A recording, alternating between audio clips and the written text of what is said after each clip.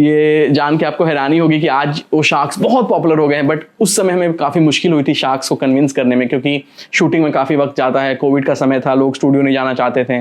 But rest is history, वो सारे sharks आज सेलिब्रिटीज बन गए हैं। अलग अलग राज्यों में, अलग अलग शहरों में, अलग अलग गाँव में एंटरप्रेन्योरशिप को बढ़ते हुए देखा। हमने 20,000 से ज़्यादा स्टार्टअप्स को उस समय हेल्प किया ग्रो करने में।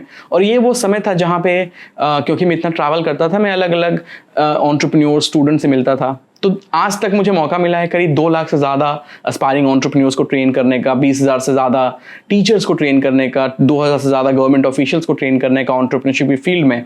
और मैंने देखा, जो मेरा यकीन था कि एंटरप्रेन्योरशिप देश को बदल सकता है, वो एक्चुअली आज हो रहा है। बूटस्ट्रैपिंग का मतलब होता है जहाँ पे आप अपने खुद के पैसों से बिजनेस को आगे बढ़ाएं, या फिर जो आपके बिजनेस से रेवेन्यू आ रहा है उससे बिजनेस को आगे बढ़ाएं, जो कि एक बहुत अच्छा मॉडल है मेरे हिसाब से। इंडिया में कई सारी कंपनीज जो बूटस्ट्रैपिंग की वजह से बहुत बड़ी हो चुकी हैं, उनमें आज जो सबसे बड़ी और सबसे पॉपुलर कंपनी है वो Zerodha. Entrepreneurship evangelist, it's a very strong word. Evangelist का मतलब होता है कि ऐसा इंसान जिसने एक पर्टिकुलर कॉज के लिए अपना पूरा जीवन डिवोट कर दिया है। मैंने अपना जीवन एंटरप्रेन्योरशिप के लिए डिवोट किया है, क्योंकि मुझे लगता है एंटरप्रेन्योरशिप में वो ताकत है जो ना तो सिर्फ एक राज्य को, ना तो सिर्फ एक शहर को, बल्कि पूरे एक देश को बदल सकती है। चाहे तो आप शेयर मार्केट में खुद से पैसा इन्वेस्ट कर सकते हैं, लेकिन आपके पास शायद उतनी जानकारी नहीं है, उतना समय नहीं है, तो हम क्या करते हैं, हम म्यूचुअल फंड में इन्वेस्ट करते हैं, और म्यूचुअल फंड वो पैसा शेयर मार्केट में इन्वेस्ट करती है। ठीक उसी तरह से वेंचर कैपिटल जो होता है वो एक प्रोफेशनल इन्वेस्टमेंट नेटवर्क होता है, वीसी कहते हैं। तो बेसिकली वहां पे एक मेन जीपी, जनरल पार्टनर होता है, जो फंड बनाता है, उसमें फिर अलग अलग लोगों से पैसे लेता है।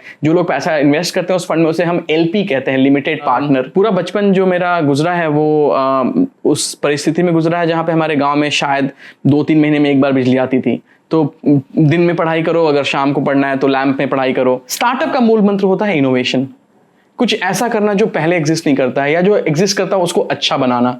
दूसरा मूल मंत्र होता है टेक्नोलॉजी का इस्तेमाल करना। तीसरा मूल मंत्र होता है किस तरह से आप उसको बहुत जल्दी स्केल कर सकते हैं।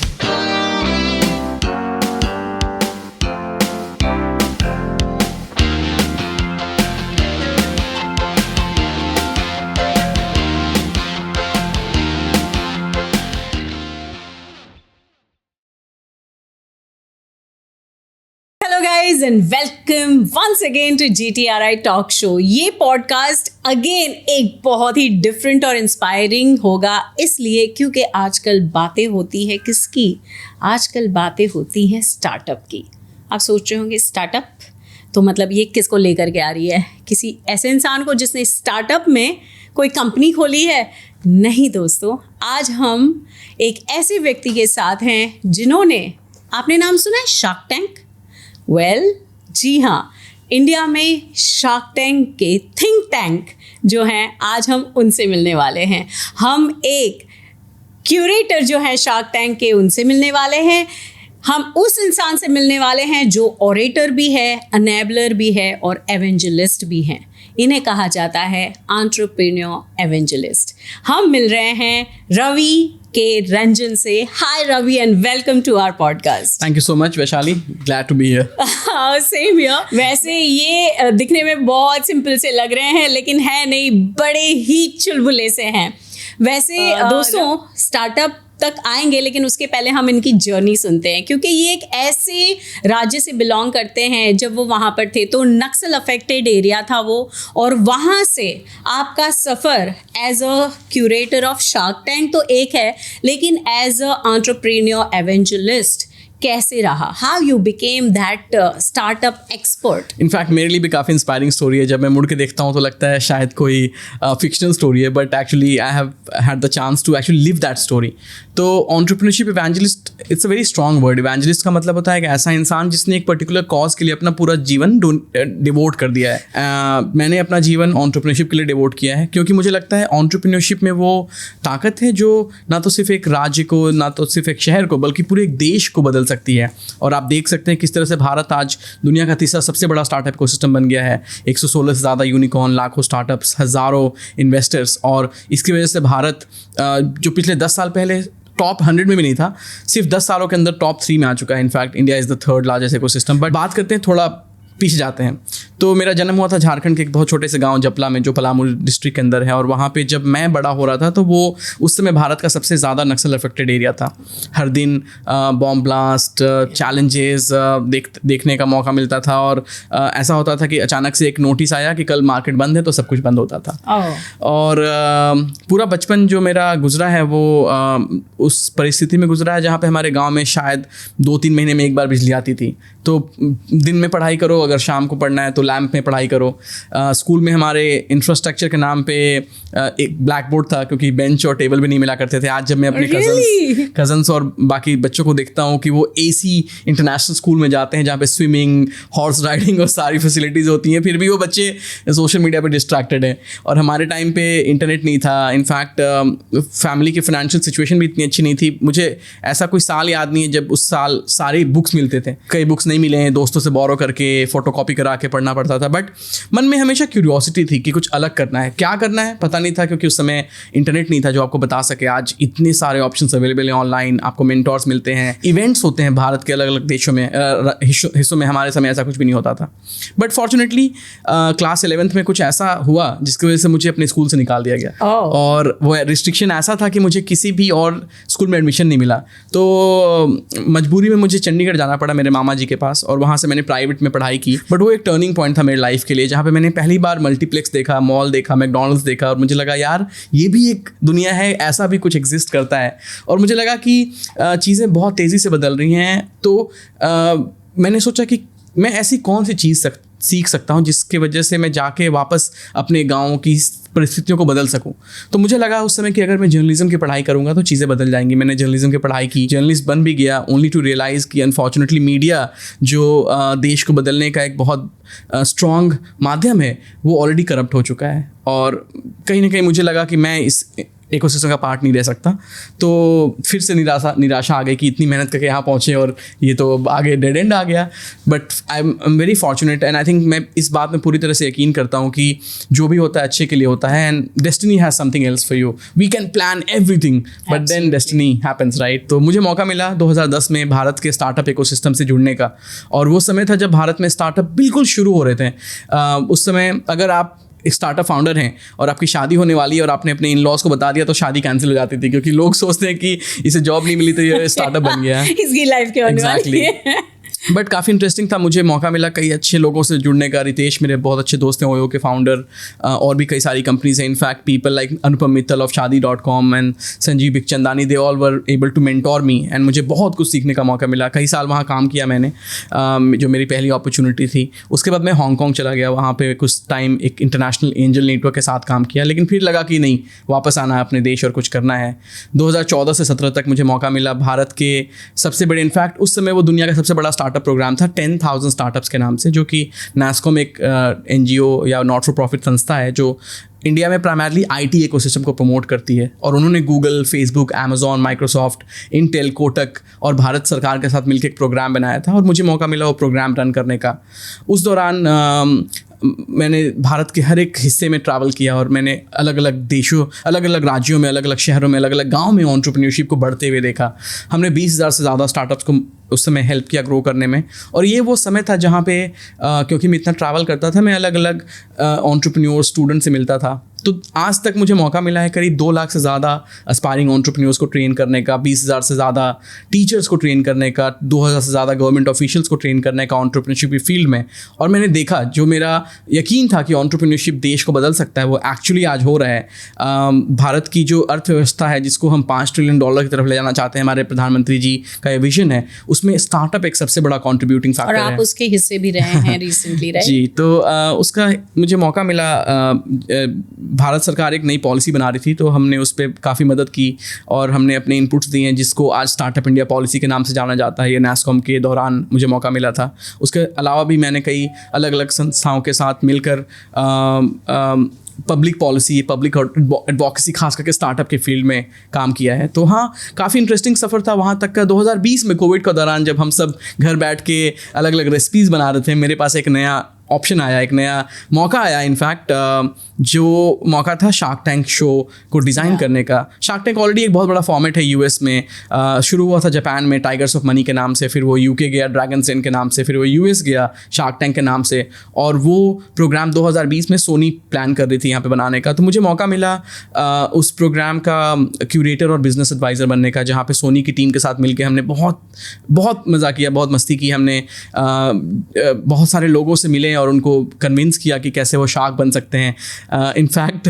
ये जान के आपको हैरानी होगी कि आज वो शार्क्स बहुत पॉपुलर हो गए हैं, बट उस समय हमें काफ़ी मुश्किल हुई थी शार्क्स को कन्विंस करने में, क्योंकि शूटिंग में काफ़ी वक्त जाता है, कोविड का समय था, लोग स्टूडियो नहीं जाना चाहते थे।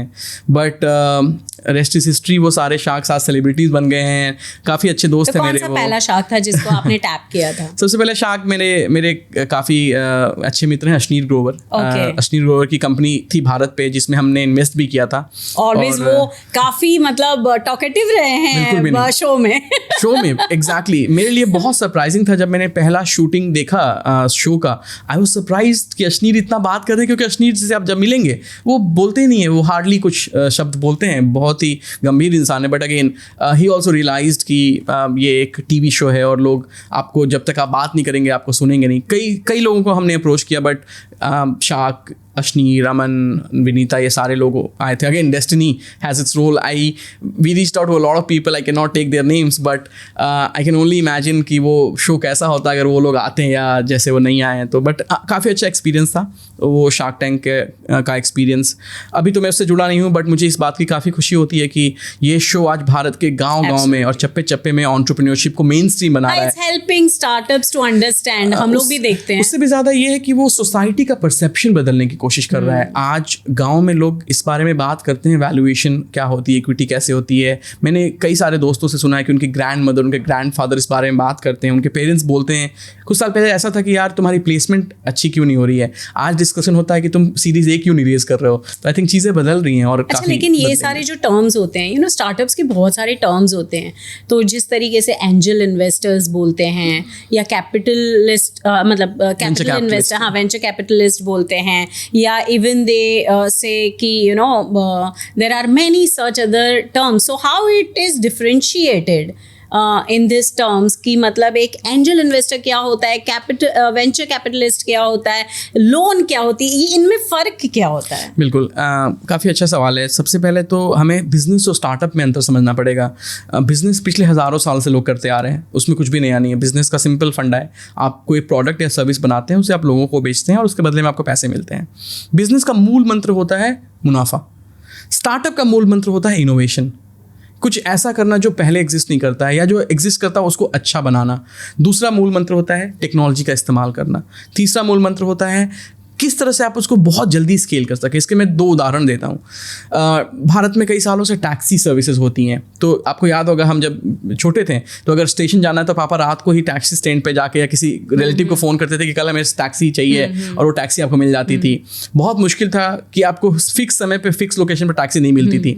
फिर धीरे धीरे हुआ कि टैक्सी स्टैंड्स बनने लगे, फिर धीरे धीरे हुआ कि लोग फ़ोन पे टैक्सी बुलाने लगे, लेकिन वो स्केलेबल नहीं था। फिर एक कंपनी आई ऊबर, उन्होंने एक मोबाइल एप्लीकेशन बनाया जहाँ पे एक तरफ ऐसे लोग हैं जिनके पास टैक्सी अवेलेबल है, जो टैक्सी चलाना चाहते हैं, दूसरी तरफ ऐसे लोग हैं जिन्हें टैक्सी की ज़रूरत है। उन्होंने न्यूयॉर्क से शुरू किया और टेक्नोलॉजी का इस्तेमाल करके पूरी दुनिया में 190 से ज़्यादा देशों में आज ऊबर ऑपरेट करता है। और आपको ये जान के हैरानी होगी कि एक नया शहर लॉन्च करने के लिए ऊबर को सिर्फ 2 लोगों की ज़रूरत होती है, और 2 लोग मिलके एक नया शहर में ऊबर लॉन्च कर देते हैं, नए शहर में। तो ये सिर्फ टेक्नोलॉजी में पॉसिबल है, क्योंकि अगर आप ट्रेडिशनल बिजनेस की बात करें तो आप 50, 100, 200 टैक्सी खरीद सकते हैं, उससे ज़्यादा इम्पॉसिबल है। स्टार्टअप का भी यही फंडा होता है कि एक मॉडल लें और उस मॉडल को टेक्नोलॉजी के माध्यम से कैसे स्केल कर सकें, ये पहला अंतर होता है। दूसरा होता है कि अगर आप स्टार्टअप शुरू करना चाहते हैं तो आगे कैसे बढ़ें, इन्वेस्टमेंट काफ़ी इंपॉर्टेंट होता है। तो कई सारे स्टेजेस होते हैं इन्वेस्टमेंट के। सबसे पहला होता है बूटस्ट्रैपिंग। बूटस्ट्रैपिंग का मतलब होता है जहाँ पे आप अपने खुद के पैसों से बिजनेस को आगे बढ़ाएं, या फिर जो आपके बिजनेस से रेवेन्यू आ रहा है उससे बिजनेस को आगे बढ़ाएं, जो कि एक बहुत अच्छा मॉडल है मेरे हिसाब से। इंडिया में कई सारी कंपनीज जो बूटस्ट्रैपिंग की वजह से बहुत बड़ी हो चुकी हैं, उनमें आज जो सबसे बड़ी और सबसे पॉपुलर कंपनी है वो जीरोधा। निखिल और नितिन कामत हैं, दोनों ने मिलकर एक बहुत इंटरेस्टिंग कंपनी बनाई है, हज़ारों करोड़ की। एग्जैक्टली, यूनिकॉर्न से बहुत आगे बढ़ चुकी है कंपनी। तो बूटस्ट्रैप बहुत अच्छा ऑप्शन है, बट हर कंपनी आप बूटस्ट्रैप नहीं कर सकते। जैसे अगर आप कोई टेक्नोलॉजी फर्स्ट कंपनी बना रहे हैं, आपको पैसे चाहिए, बहुत पैसे चाहिए, जैसे ओपन एआई जिसका प्लेटफॉर्म है एक चैट जीपीटी जैसा प्लेटफॉर्म बनाने के लिए आपको हज़ारों लाखों करोड़ की ज़रूरत होती है, और वो मिल सकता है इन प्रोफेशनल इन्वेस्टर से। क्योंकि आप अगर बैंक के पास जाएं सोनी तो क्या कहते हैं, बिल्कुल मैं उसके तरफ आता हूँ। तो टिपिकली आप क्या सोचते हैं कि अगर आपको बिजनेस शुरू करना है तो बैंक्स आपको शायद लोन दे देंगे, बट सॉफ्टवेयर या टेक्नोलॉजी स्टार्टअप में आपके पास कोई कोलैटरल नहीं है, फैक्ट्री नहीं है, गोदाम नहीं है, ज़मीन नहीं है, तो आपको पैसे कौन देगा? तब ज़रूरत पड़ी ऐसे लोगों की जो अपना प्राइवेट पैसा दे सकें आपको। तो 1980 के दशक में जब सिलिकॉन वैली, एक बेसिकली सैन फ्रांसिस्को का जो एक एरिया है, बे एरिया, उसको सिलिकॉन वैली कहते हैं क्योंकि वहाँ पे सिलिकॉन चिप्स बना करते थे। तो उस एरिया में बहुत सारे ऐसे कंपनीज थे जैसे HP, कॉम्पैक्ट, IBM, उसके जो सीनियर एग्जीक्यूटिव थे उन्हें लगा कि उनके पास एक्स्ट्रा पैसा था और उस समय नई नई कंपनीज आ रहे थे, तो उन्होंने बोला कि अगर हम इस कंपनी में इन्वेस्ट करें, रिस्क तो ज़्यादा है क्योंकि कंपनियां फेल भी हो सकती हैं, बट पॉसिबिलिटीज़ भी बहुत ज़्यादा हैं। उन लोगों ने पैसे इन्वेस्ट करना शुरू किया और उन्हें कहते हैं एंजल इन्वेस्टर। एंजल क्यों? क्योंकि एंजल जैसे आपको मुश्किल परिस्थिति से बाहर निकालने का काम करते हैं, ठीक उसी तरह एंजल इन्वेस्टर आपको मुश्किल परिस्थिति से बाहर निकालते हैं। तो जो पहला प्रोफेशनल राउंड आप कर सकते हैं वो होता है angel investors. Angel investors individuals होते हैं जो अपना खुद का पैसा इन्वेस्ट करते हैं। तो एक जो सबसे बड़ी और सबसे इंटरेस्टिंग स्टोरी है एंजल इन्वेस्टमेंट की, वो है एप्पल।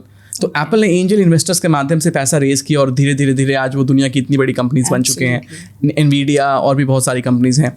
एंजल इन्वेस्टर के बाद जो अगला होता है, इनफैक्ट एंजल और बूटस्ट्रैपिंग के बीच एक और सेगमेंट होता है फ्रेंड्स एंड फैमिली का। तो अगर आपने एक मॉडल बनाया तो क्यों ना आप अपने फ्रेंड्स, अपने जानकार लोगों से थोड़ा पैसा ले सकें।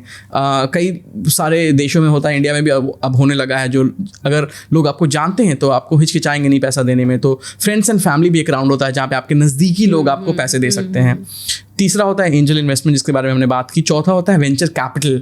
तो वेंचर कैपिटलिस्ट एक प्रोफेशनल इन्वेस्टमेंट ग्रुप होता है, जैसे म्यूचुअल फंड होता है। तो आप चाहें तो आप शेयर मार्केट में खुद से पैसा इन्वेस्ट कर सकते हैं, लेकिन आपके पास शायद उतनी जानकारी नहीं है, उतना समय नहीं है। तो हम क्या करते हैं, हम म्यूचुअल फंड में इन्वेस्ट करते हैं और म्यूचुअल फंड वो पैसा शेयर मार्केट में इन्वेस्ट करती है। ठीक उसी तरह से वेंचर कैपिटल जो होता है वो एक प्रोफेशनल इन्वेस्टमेंट नेटवर्क होता है, VC कहते हैं। तो बेसिकली वहाँ पे एक मेन GP, जनरल पार्टनर होता है जो फंड बनाता है, उसमें फिर अलग अलग लोगों से पैसे लेता है। जो लोग पैसा इन्वेस्ट करते हैं उस फंड में, उसे हम LP कहते हैं, लिमिटेड पार्टनर। तो मान लो आपके 200 लिमिटेड पार्टनर है, आपने मिलकर टोटल 100 करोड़ का फंड बनाया। अब आप उस फंड को अलग अलग स्टार्टअप्स में इन्वेस्ट करेंगे और उससे जो एग्जिट आएगा, जो रिटर्न आएगा, वो आप LPs को वापस करते हैं हर साल, जिसे कैरीड इंटरेस्ट या कैरी कहते हैं। उसके बाद अगला होता है private equity. Private equity again large professional companies होती है जिनके पास हजारों करोड़ रुपए होते हैं और वो ऐसी कंपनीज में इन्वेस्ट करते हैं जो ग्रोथ स्टेज पे हैं, जो ऑलरेडी अच्छा खासा रेवेन्यू कर रहे हैं, प्रॉफिट में हैं, अब वो स्केल कर रहे हैं आगे, तो प्राइवेट इक्विटी उस राउंड पे आता है। उसके बाद 2 और ऑप्शन होते हैं। पहला होता है अब कंपनी बड़ी होगी तो जो इन्वेस्टर्स उनको पैसा कैसे मिलेगा।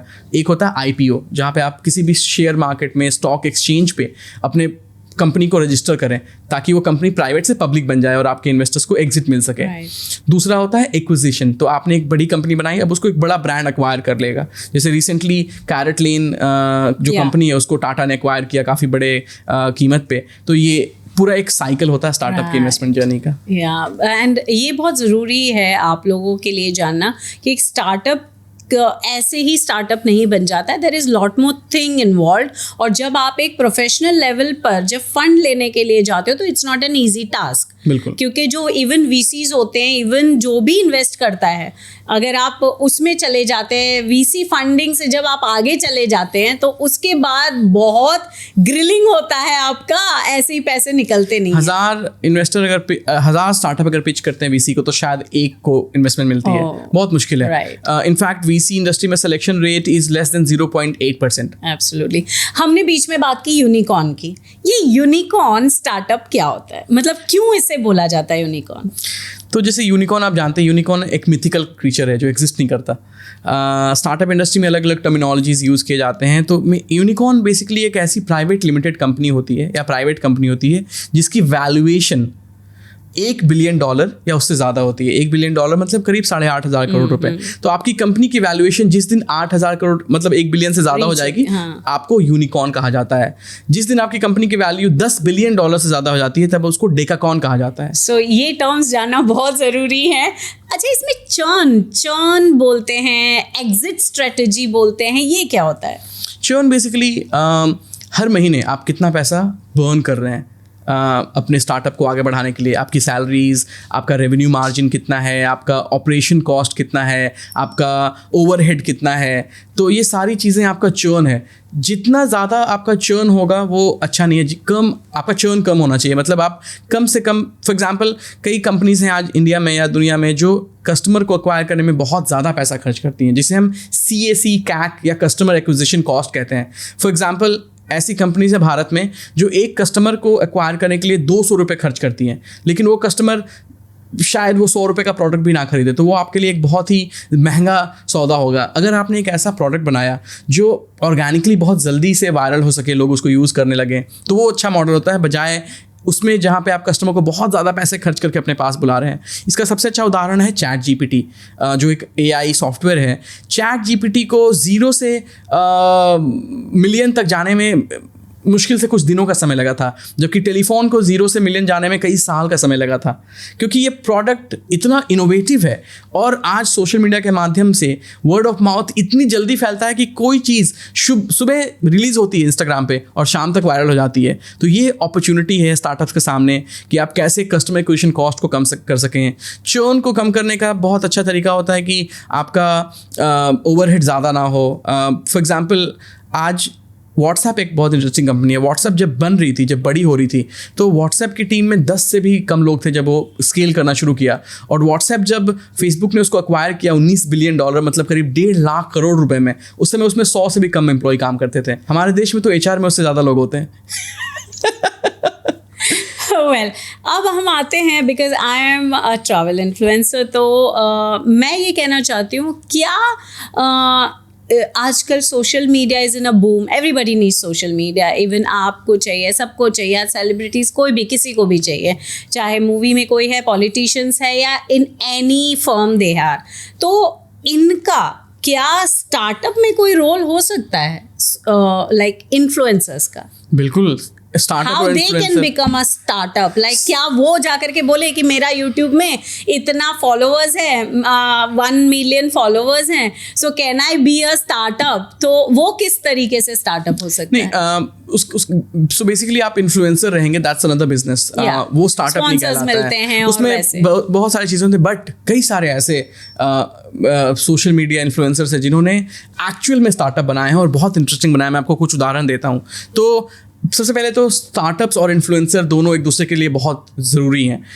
आज बहुत सारे ब्रांड हैं, खास करके D2C ब्रांड्स या फिर जिनको डायरेक्ट टू कंज्यूमर ब्रांड्स कहते हैं, वो इन्फ्लुएंसर्स का इस्तेमाल करके अपने प्रोडक्ट को ब्रांड लोगों तक पहुंचाते हैं। क्योंकि आज सोशल मीडिया के ज़माने में लोग ब्रांड्स पे उतना यकीन नहीं करते या उनसे उतना जुड़ नहीं पाते हैं जितना वो एक इंडिविजुअल से जुड़ पाते हैं। अगर आप एक बहुत ही फेमस ट्रैवल इन्फ्लुएंसर हैं और आपने बोला कि ये कैमरा बेस्ट है क्योंकि मैं ये इसको 1 साल से यूज़ कर रही हूँ, ट्रस्ट मी, जो आपका वीडियो देख रहा है वो कैमरा लेने में 2 बार भी नहीं सोचेगा, क्योंकि उसको आप पे भरोसा है, वो आपसे कनेक्टेड है पिछले कई सालों से। जबकि वो ब्रांड अगर आके बोले तो वो शायद उसको ना सुने। तो इन्फ्लुएंसर्स काफ़ी इंपॉर्टेंट है। बात करते हैं ऐसे स्टार्टअप इन्फ्लुएंसर्स की जिन्होंने इसको एक बिजनेस में तब्दील किया। तो दुनिया में जो सबसे बड़ा पॉडकास्ट एक है, उसका नाम है द जो रोगन एक्सपीरियंस। जो रोगन एक कॉमेडियन थे और उन्होंने एक अपना पॉडकास्ट शुरू किया जो कि आज बहुत बड़ा बन चुका है पॉडकास्ट। उन्होंने अपना पॉडकास्ट इतना पावरफुल बना लिया, स्पॉटिफाई जो कि एक बहुत बड़ा प्लेटफॉर्म है, स्पॉटिफाई हर साल उनके साथ एक कॉन्ट्रैक्ट करता है जहाँ पे स्पॉटिफाई पे ही जो रोगन एक्सपीरियंस मिलेगा और कहीं नहीं मिलेगा। इस साल उन्होंने वो कॉन्ट्रैक्ट रिन्यू किया था $200 मिलियन में। Wow, that's amazing. Oh, you are giving me a boost. Okay, Ravi, वैसे तो स्टार्टअप को लेकर के बहुत सारी डिटेलिंग है, लेकिन हाँ, यहाँ मास्टर क्लास तो चल नहीं रहा है, लेकिन ये मास्टर क्लास मिल चुका है। ओके, तो जहाँ तक ये आपने जो स्टार्टअप को लेकर के टर्म्स बताए हैं, तो मुझे ये बताए कि अगर किसी स्टार्टअप को, क्योंकि अभी यहाँ पे इतने लोग देख रहे हैं, तो स्टार्टअप कैसे उसे शुरू करना चाहिए? व्हाट शुड बी, मतलब ये नहीं कि कोई भी उठा और स्टार्टअप मैंने खोल दिया, उसके लिए what is the core thing which is required for a startup? देखिए, सबसे पहले तो आपको एक आइडिया ढूंढना पड़ेगा जो यूनिक हो, क्योंकि जैसे मैंने बताया हर बिजनेस स्टार्टअप नहीं होता और हर स्टार्टअप बिजनेस नहीं होता।